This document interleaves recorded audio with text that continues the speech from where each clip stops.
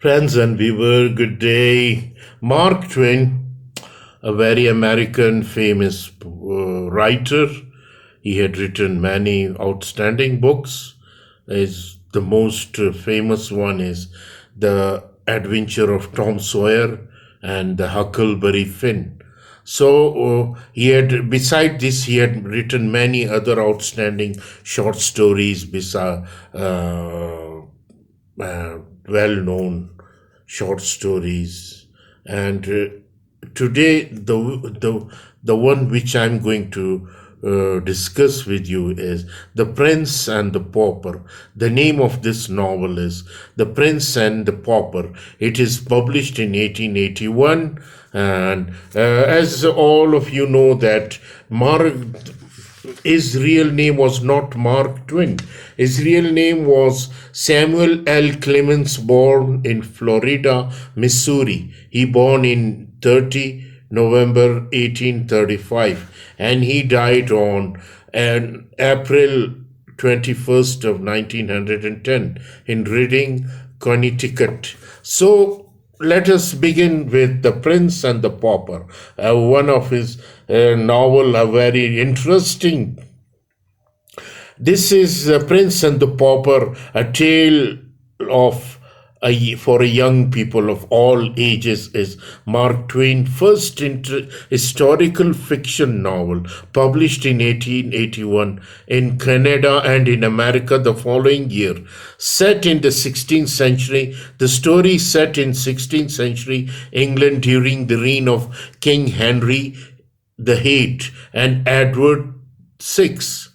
The novel revolves around two identical boys, Henry's heir, Prince Edward, and Tom Canty, a London beggar. After a chance meeting, the two decide to exchange roles. They decided to exchange each other's role and took each other's position, leading to a series of humorous and thought-provoking events. Presented as a children's novel, Prince and the Pauper is both satirical and dedicated, using his historical setting and imaginative premise to question the legitimacy of social status. So this Prince and the Pauper is a very interesting novel, a very famous one. The story of this begins on a fall day during the mid-16th century. Two boys are born that day. The first is Tom Canty, an unwanted child born to a poor London family. The second is Edward Tudor, Henry's eighth son and the heir to the throne of England.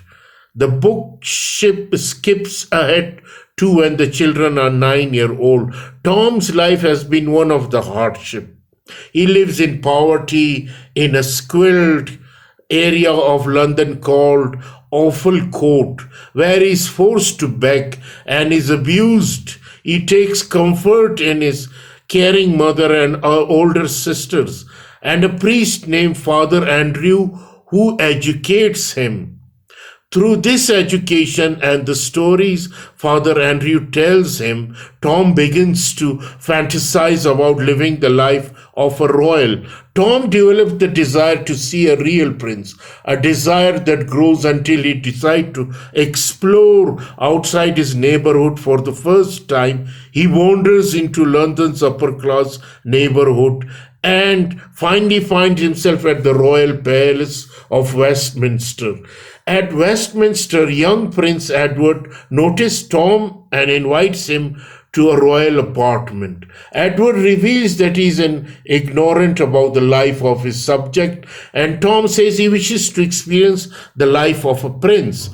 This leads to them agreeing to swap clothes, at which point they realize that they are physically identical. Edward hides the Great Seal, the king's official stamp, and goes to reprimand a guard at the gate who hassled Tom. When Edward leaves the royal residence, dressed as a beggar, the palace guards and crowds are rude to him, mock his claim to royalty, and do not let him back inside the palace.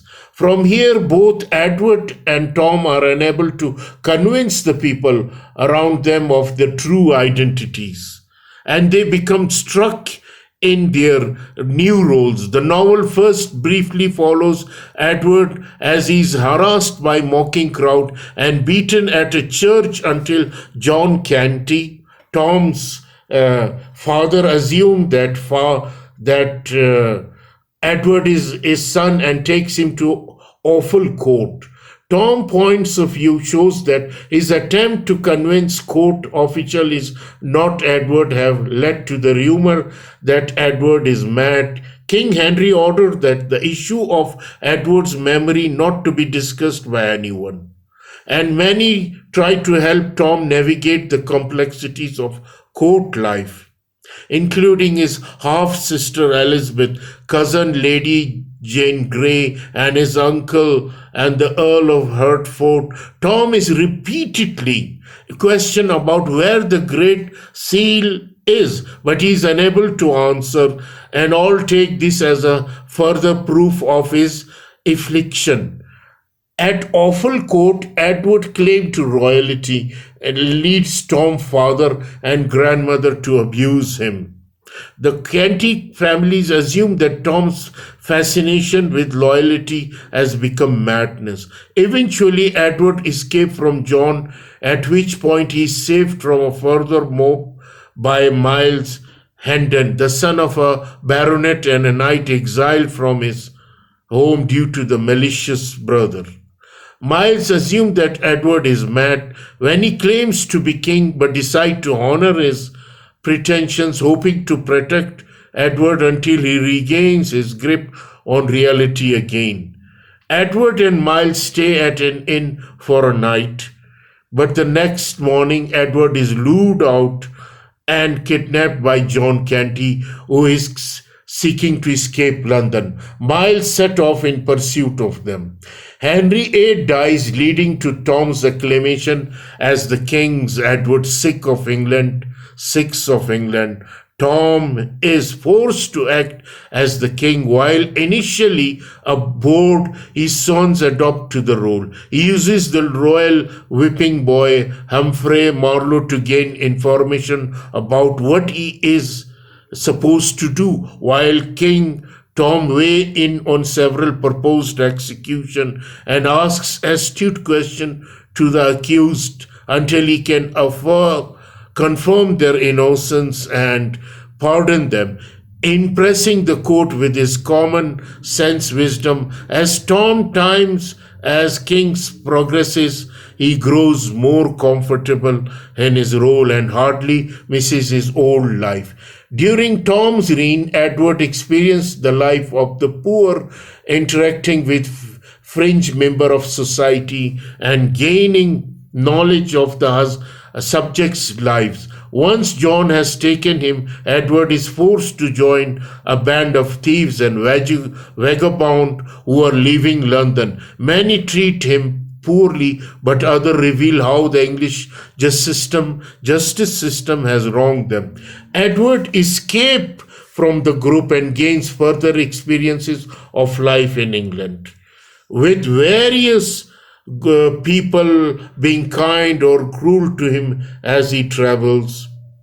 Once Miles meet up with Prince again, they travel to Miles' family home. Here, Hugh Hendon, the younger brother who exiled Miles, has taken control and married Miles' childhood love. Edward promised that he will restore Miles' rightful holding to him once he regains his throne, a claim that Miles still does not believe. Nevertheless, he is thankful for Edward's support. The pair works their way back to London, arriving in time for Tom's official coronation ceremony. During the procession toward Westminster Abbey, Tom's mother recognizes him and tries to approach. He denies that he knows her, but feels guilty immediately. Afterward, when Edward appears at the ceremony, Tom tells everyone that Edward is the true king, and Edward proves by describing where he hid the royal seal. Tom, Miles, and many of those who were kind to Edward throughout his adventure are rewardable by the new king. Edward dies several years into his reign, but is marked by his mercy and just laws. So this is the story of the Prince and the Pauper, written by Mark Twain. And as far as the theme of this novel is concerned, the theme of this novel is the relation between personal identity and social class. The Prince Pauper examines how one's social class defines or is unable to truly define personal identity. Characters in the novel are often described by their social standing, as when the god calls Tom a young beggar in chapter 3. Many chapter titles follow this model, including The Prince with the Tramps, The Prince with the Peasant, and The Prince with the Prisoner. Indeed, the tale of Prince and Pauper itself defines the character by who they are in English society. Markers of social class, especially clothing, are central to how people interact. Tom and Edward switching clothing and thereby reversing their social status is a plot premise. To many characters, personal identity and social status are synonymous. However, Twain challenges method of judging a person, condemning the confliction of identity and class. Primarily, this is achieved by central premise of the plot. Through imagining two identical but personal distinct people born at opposite ends of the society, Mark Twain satirizes a society that believes in rigid social class. Both Edward and Tom frequently admit that they have swapped identities and act in ways unexpected for the person of their station. So, ladies and gentlemen, this Mark Twain, the Prince and the Pauper, is a very remarkable novel. I suggest that one should read this novel, The Prince and the Pauper. Thank you very much.